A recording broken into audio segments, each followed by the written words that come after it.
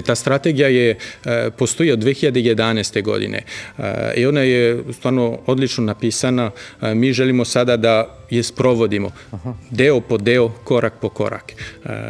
Jezik je deo te strategije, zato što je jezik u srži identiteta i kulture srpskog naroda. Institucionalne veze između Matice i srpskog naroda u rasejanju, to je Skupština dijaspore. Radimo na tome.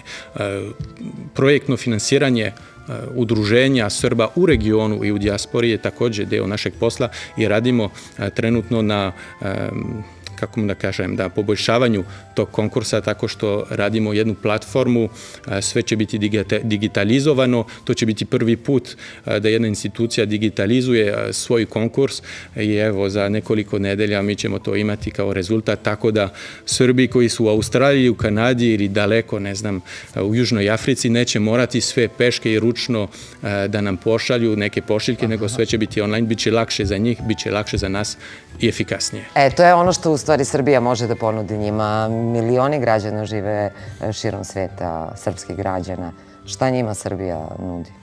Srbija može da im nudi tu vezu sa Maticom, kroz jezik, kroz kulturu, kroz te programe, kroz to finansiranje, ali pored samog finansiranja, mislim da je ono što je njima najvažnije, ja se srećem svaki dan sa predstavnicima naše dijaspore, njima je bitno da mi ih gledamo, da znamo da oni postoji, da ih obiđemo, da obratimo pažnju na njih, na njihove probleme i na ono što oni mogu također da nam nude, jer su ljudi tamo uglavnom, nije im potrebna nikakva pomoć, ali je potrebno da se osjećaju da su nama važni i da pripadaju negde. I kad dođu ovde sa idejama, da ih poslušamo i da vidimo kako možemo da im pomognemo, da i u samoj Srbiji ostvaruju sve njihove ideje, pošto su tamo stekli ogromno znanje, oni znaju ne samo više jezika, nego više kultura.